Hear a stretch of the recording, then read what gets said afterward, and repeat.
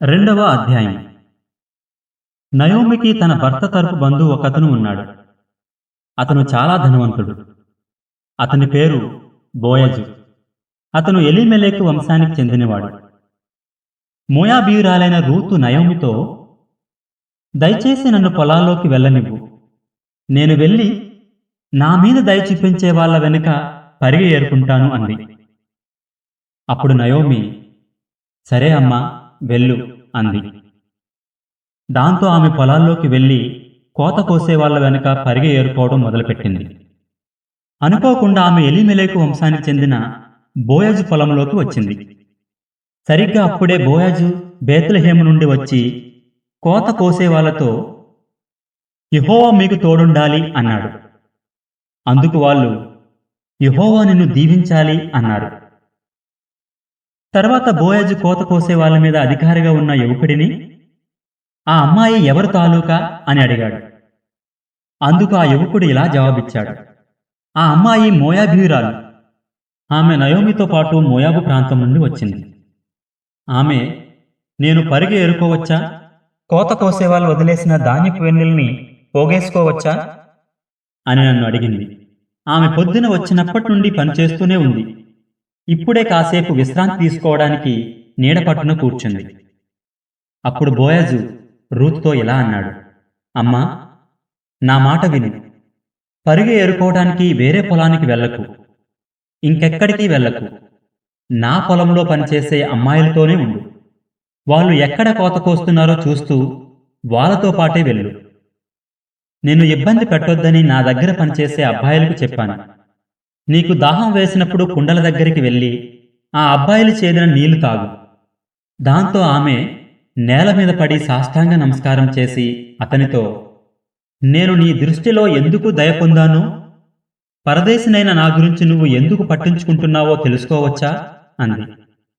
బోయజు ఆమెతో ఇలా అన్నాడు, నీ భర్త చనిపోయిన తర్వాత నువ్వు నీ అత్త కోసం చేసిన దానంతటి గురించి నేను విన్నాను. అలాగే నువ్వు నీ తండ్రిని, తల్లిని, నీ బంధువుల దేశాన్ని విడిచి నీకు ఇంతకు ముందు తెలియని ప్రజల దగ్గరికి రావడం గురించి కూడా నేను విన్నాను. నువ్వు చేసిన దానికి యెహోవా నీకు ప్రతిఫలం ఇవ్వాలి. నువ్వు ఎవరి రెక్కల కిందైతే ఆశ్రయం పొందటానికి వచ్చావో ఆ ఇశ్రాయేలు దేవుడైన యెహోవా నీకు తగిన జీతాన్ని ఇవ్వాలి. అందుకామె, నా ప్రభువా, నీ దయ నా మీద ఇలాగే ఉండనివ్వు. ఎందుకంటే నేను నీ సేవకురాలిని కూడా కాదు. అయినా నువ్వు నన్ను ఓదార్చావు, నీ మాటలతో నీ సేవకురాలికి అభయమిచ్చావు అని అంది. భోజన సమయమప్పుడు బోయజు ఆమెతో, ఇక్కడికి వచ్చి భోజనం చేయి. నీ రొట్టె ముక్కను పుల్లటి ద్రాక్షరసంలో ముంచుకో అన్నాడు. దాంతో ఆమె కోత కోసే వాళ్ళ పక్కన కూర్చుంది.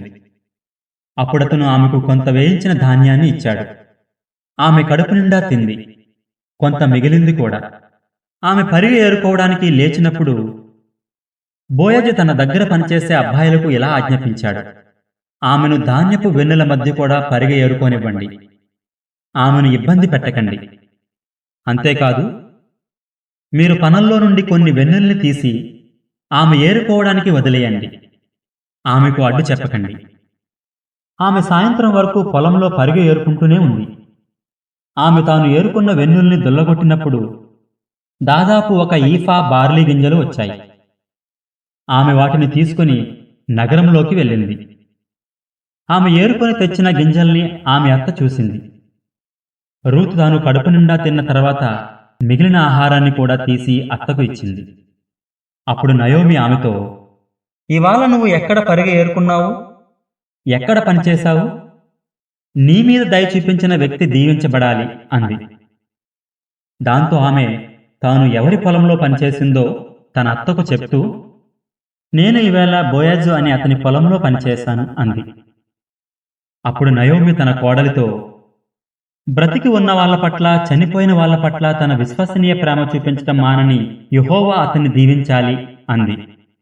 ఆమె ఇంకా ఇలా అంది, బోయజు మన బంధువు. అతను మనల్ని తిరిగి కొనగల వ్యక్తుల్లో ఒకడు. అప్పుడు మోయాబీయురాలైన రూతు ఇలా అంది, అతను నా పంట మొత్తం కోత కోసే వరకు నా పనివాళ్లతోనే ఉండు అని కూడా నాతో అన్నాడు. నయోమి తన కోడలు రూతుతో, అమ్మా, నువ్వు వేరే పొలంలోకి వెళ్లి వేధింపులకు లోనయ్యే కన్నా అతని పనమ్మాయిలతో కలిసి పనిచేయడమే మంచిది అంది. కాబట్టి ఆమె బార్లీ కోత, గోధుమల కోత ముగిసే వరకు బోయజు దగ్గర పనిచేసే అమ్మాయిలతోనే ఉండి పరుగు ఏరుకుంది. ఆమె తన అత్తతో పాటే నివసిస్తూ ఉంది.